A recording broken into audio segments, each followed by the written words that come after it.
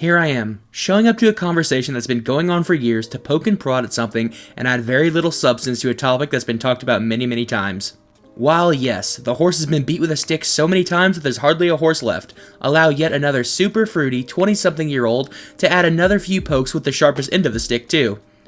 I quite frankly used to think I wouldn't be interested in discussing things that could be considered controversial because it's a landmine of people calling me not so nice stuff. But quite frankly, I find controversial topics the most interesting to hear what my community thinks about it. So here I come in my blast suit trying to not offend people who takes the opinion of a stranger on the internet incredibly serious. Dead by Daylight has had an interesting history with players disconnecting, and right now the community is saying we're in a huge rage quitting epidemic. And I get it, it really does feel like that with one wrong move or downing the wrong person, suddenly the match is immediately completely boring. At best, you're left with a brainless AI that can't fathom a killer walking back and forth at a wall, causing the bot to entity block itself and then immediately go down, and at worst, the survivor goes next on hook while their team abandons generators to try and save them before they've already gone back to the lobby. It's bad right now, even in comparison to the past. And while a lot of players might not have been around a few years ago, allow me to give a brief history. Back in the ancient year of 2018, DCing was extremely common. I can still remember the pain of not getting all 4 of my barbecue and chili stacks because the default Meg threw a fit and rage quit. Now, I'm not interested in debating which time period had more people DCing because 1, who cares, and 2, that's not the point. What I'm trying to say is that ever since I began playing the game, Dead by Daylight players have had the anger management skills of someone who's been awake for 36 hours and got their face flattened like a Tom and Jerry sketch. The main difference between then and now is that there is a relatively big punishment for rage quitting now, while in comparison, old Dead by Daylight didn't punish anyone at all for saying, nah, I'm out. Today, when someone rage quits in the first 30 seconds of the match, they have to, wait for minutes at a time, or hours, or days, however many times they've rage quit.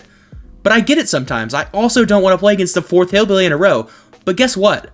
That's just part of the game. Not every match will be add-onless Freddy with no slowdowns, because, and I know this is a hot take and may lose me some subscribers, but believe it or not, the other team wants to win too. A lot of people like to preach about Survivor or killer entitlement. Read the comments of my entitlement and Dead by Daylight video to see more about what I'm talking about. In that video, I took the stance that both roles have extremely entitled players, but disconnecting, that is absolutely a Survivor issue. While you'll occasionally have a killer rage quit, it's very rare for that to happen because they got pallet stunned before they got their first hit.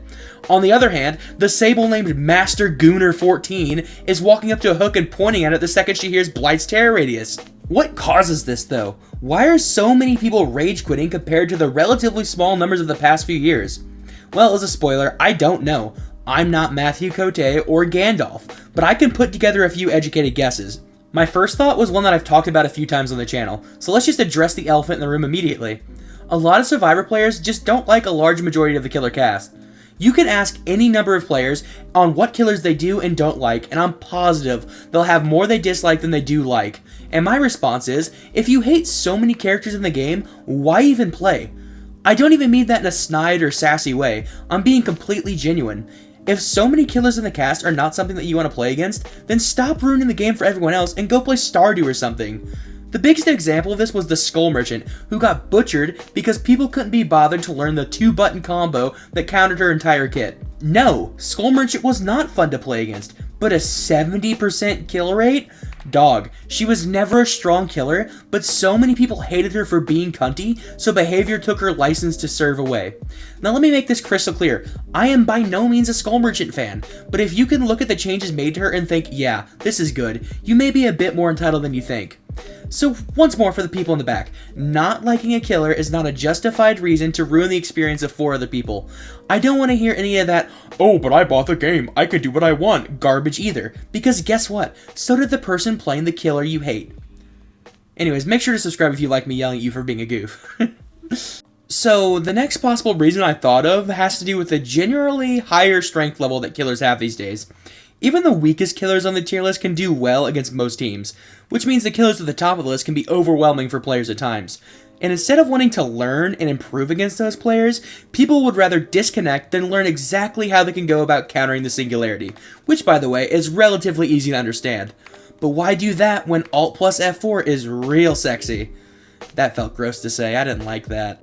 Dead by Daylight players are full of excuses a lot of the time, but those excuses lose a lot of weight when it's revealed that you put no effort into trying to improve at playing against what you're complaining about. Why should I learn to play against the one twins I see in a month when I can simply take a 1-minute disconnect penalty and then not see the character again for 6 weeks?